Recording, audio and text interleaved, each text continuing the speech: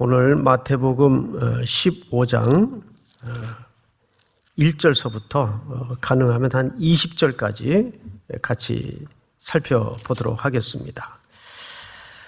특별히 이제 바리새인들이 서기관들과 함께 예수님에게 찾아와서 질문으로 시작이 돼요. 질문의 내용은 늘 만나는 질문입니다. 왜 당신들의 제자들은 음식을 먹을 때 손을 씻지 않는가? 라는 정결예법에 대한 질문이었어요.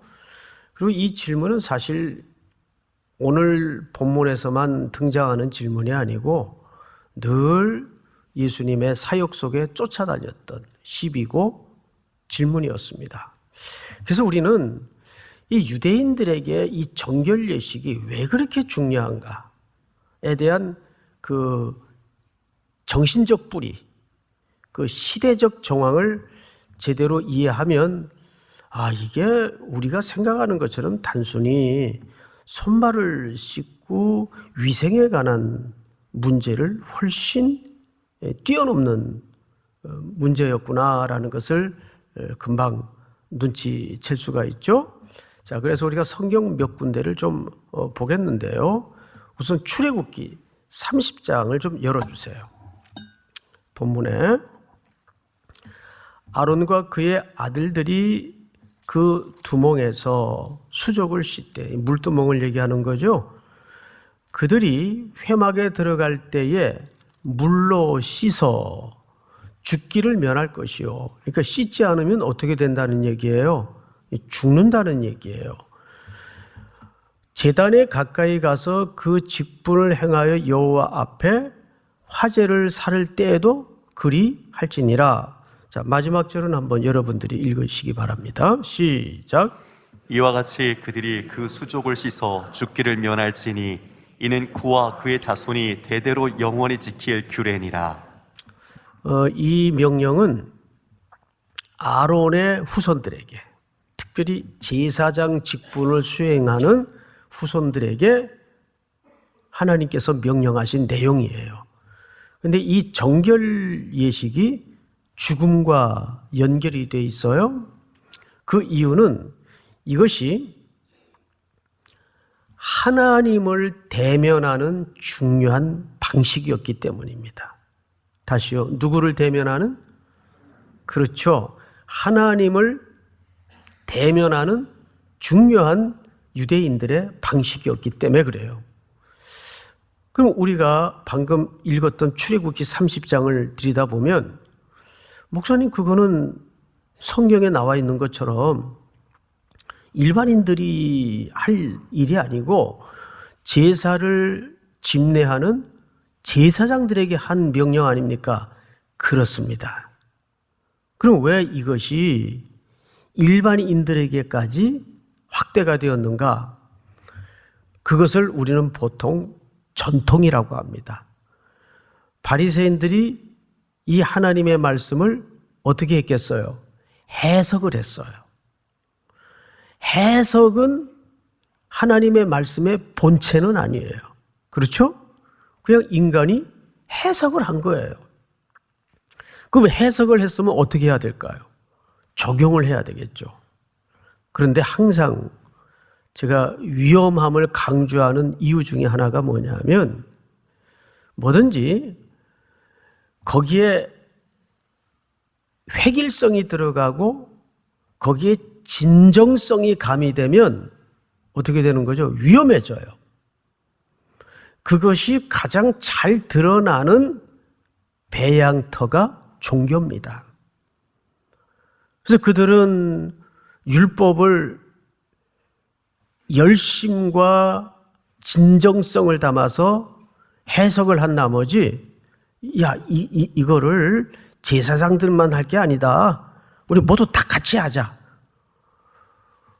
그러면 누구나 듣기에도 그래, 좋지. 그럴 수 있어요, 없어요? 그럴 수 있단 말이에요. 그러다 보니까 이것이 제가 이번 주에 좀 읽고 있는 책이 있는데 인생의 12가지 법칙이라는 책이 있어요. 이런 글귀가 있습니다. 획일성과 순수성에 대한 집착이 커질 때 그 질서는 폭압과 통제의 형태로 나타난다. 다시요. 획일성과 순수성에 대한 집착이 커질 때 그 질서는 폭압과 통제의 형태로 나타난다. 정확히 이게 나치예요.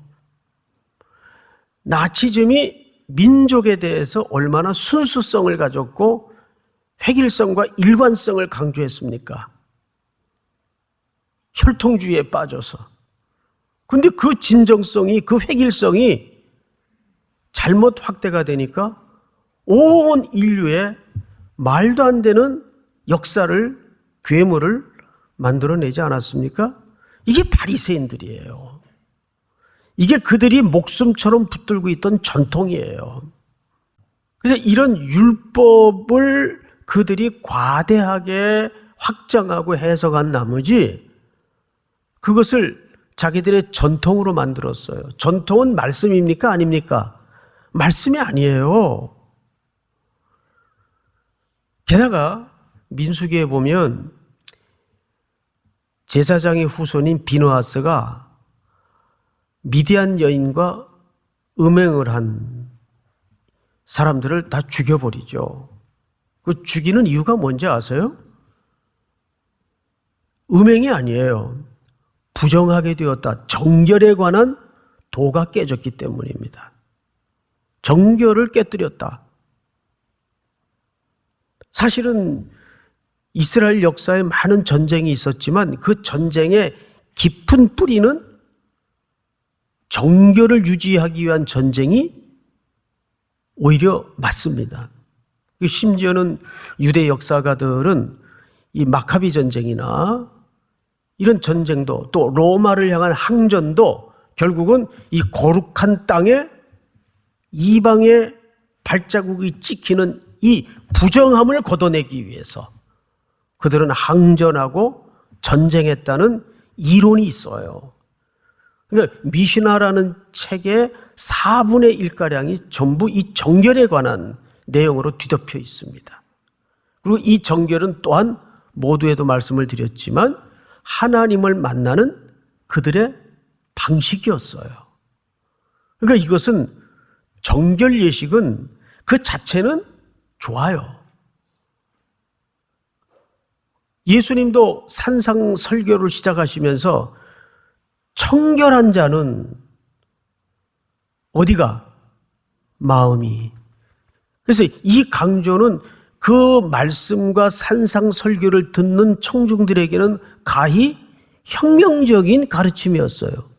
자기네들은 손발을 씻어야 되고 몸을 씻어야 되는 것이 청결의 기준으로, 기초로 이해를 하고 지금까지 살아냈는데 어떤 뜬금없이 선생님이 마음이 청결한 자는, 근데 그때까지 그 말뜻을 못 알아들었단 말이에요. 그리고 그 문제는 내내 부딪혀 오다가 오늘 본문에서 드디어 노골적으로 시비가 일어납니다. 바리새인과 서기관들에 의해서. 자, 그러면 그 시비가 어떻게 확대되는가를 우리가 쫓아가 볼까요? 15장 1절. 그때에 바리새인과 서기관들이 예루살렘으로부터 예수께 나와, 어디로부터 나왔다고 돼 있죠? 예루살렘으로부터. 이것은 그냥 이분들이 온 장소를 소개하기 위해서 예루살렘으로부터라는 말이 여기 등장하는 게 아닙니다. 당시 예루살렘은 뭐의 본거지입니까? 종교의 본거지란 말이에요. 그들의 종교의 핵심 가치는 뭐예요? 거룩이에요. 정결이에요. 그리고 그 중심에선 바리새인과 서기관들이 어디로부터 왔다고 소개하죠? 그 종교의 본거지인 예루살렘으로부터 와서.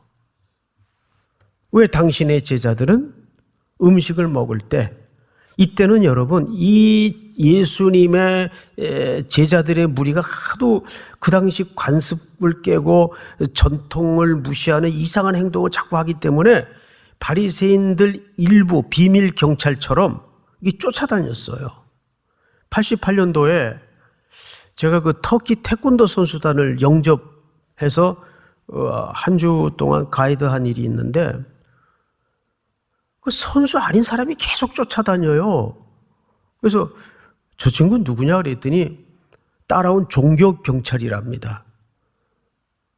이 사람들이 이렇게 올림픽이랍시고 와가지고 뭐 전도를 받거나 또 계율에 위배되는 행동을 하면 찝어가려고 종교 경찰이 거기에 투입이 돼서 따라올 정도로, 그러니까 우리가 생각하는 일상의 차원을 이 사람들은 사실상 뛰어넘는 겁니다. 그걸 따라다니는 거예요. 예수님의 무리들을. 그리고 이제 본격적으로 시비를 하는데 내용을 좀 보십시다. 2절. 당신의 제자들이 어찌하여 장로들의 전통을 범하나이까? 여기 장로들의 전통이라는 것은 말씀드린 대로 말씀이 아니라 그 말씀을 해석해서 만든 확대시킨 자기들의 규례예요. 율법에는 이것이 일반인들까지 확대시켜 준행하라는 법이 없어요. 단지 제사를 집례하는 제사장들에게 한 얘기입니다. 자, 3절 한번 같이 읽어볼까요? 3절 시작. 대답하여 이르시되 너희는 어찌하여 너희의 전통으로 하나님의 계명을 범하느냐.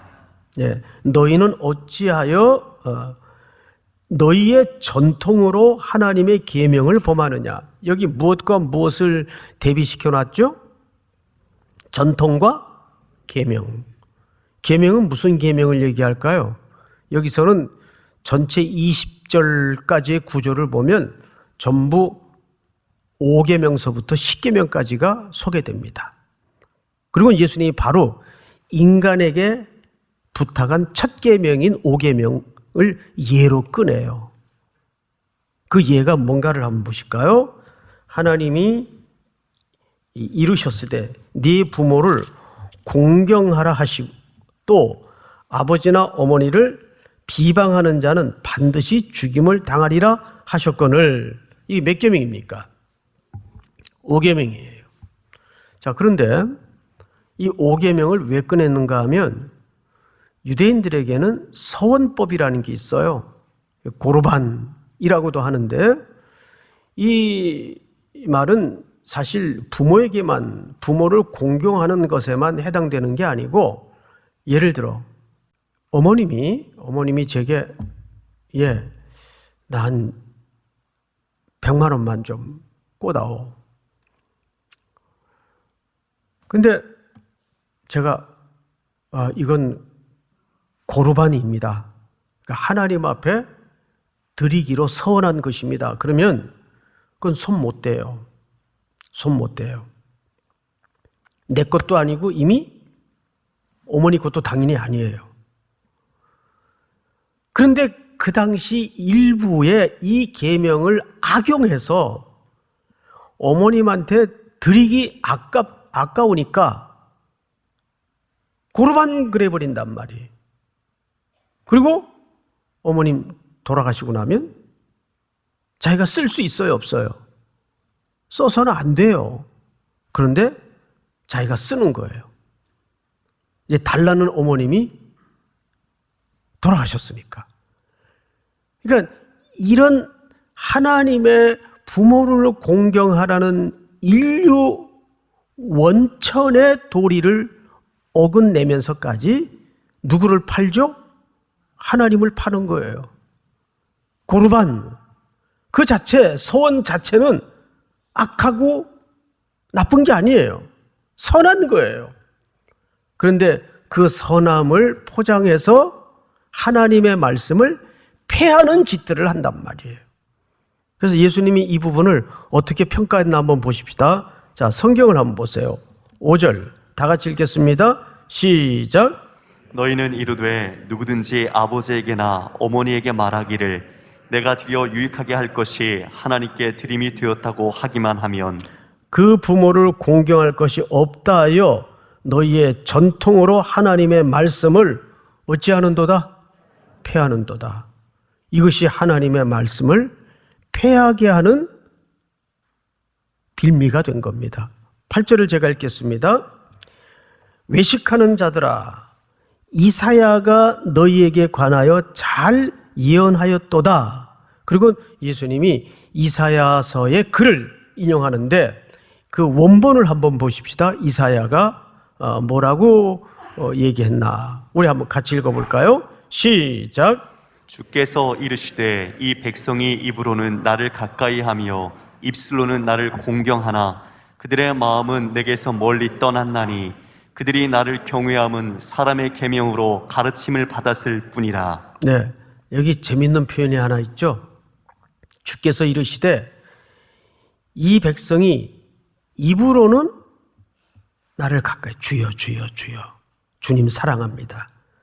근데 입술로는 나를 공경하나 그의 마음은 어디를 지적했어요? 이사야가 그의 마음은 내게서 멀리 떠났나니 그들이 나를 경외함은 사람의 계명으로 가르침을 받았을 뿐이니라. 그렇다면 그 계명은 하나님의 말씀이 된다는 얘기입니까? 사람의 말이 된다는 얘기입니까? 사람의 말이 된다는 얘기예요. 뭐가 사람의 말이 됩니까? 그들이 목숨처럼 말씀과 동일선상에 놓고 있는 전통, 그 전통이 말씀을 먹어버렸어요. 그러니까 그들은 하나님의 말씀을 가르치는 격이 됩니까? 사람의 가르침을 받는 격이 됩니까? 사람의 가르침을 받는 격이 된다고요. 그런데 이것이 은근히 우리 교회 안에도 여기저기 깊숙하게 산재되어 있어요.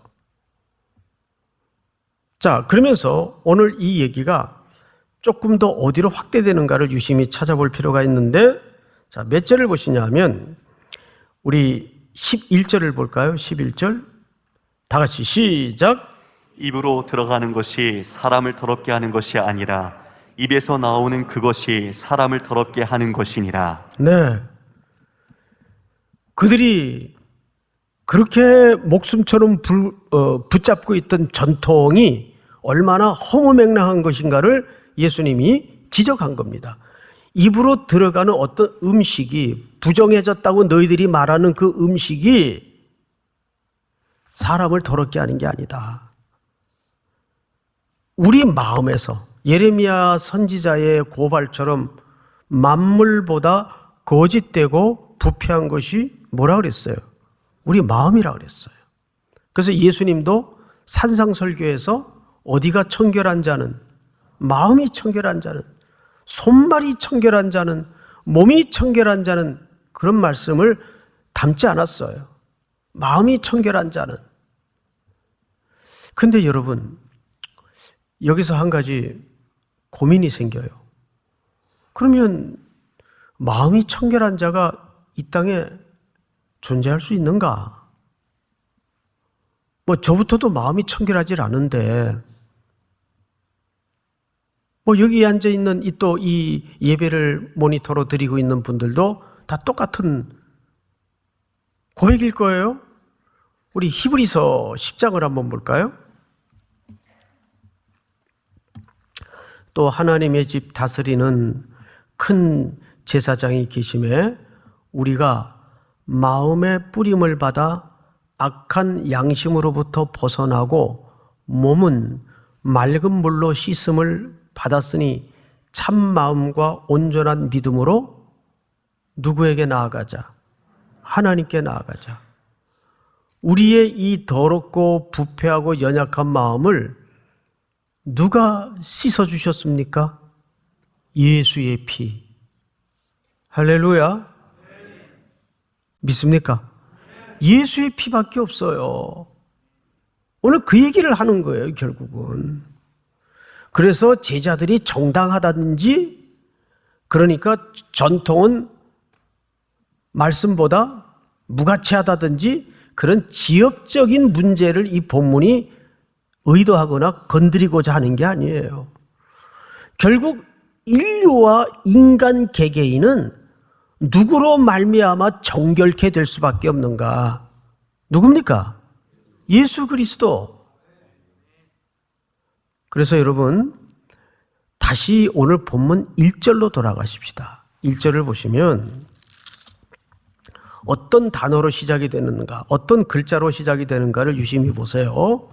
그때에 그랬어요. 자, 앞을 잠깐 보실까요?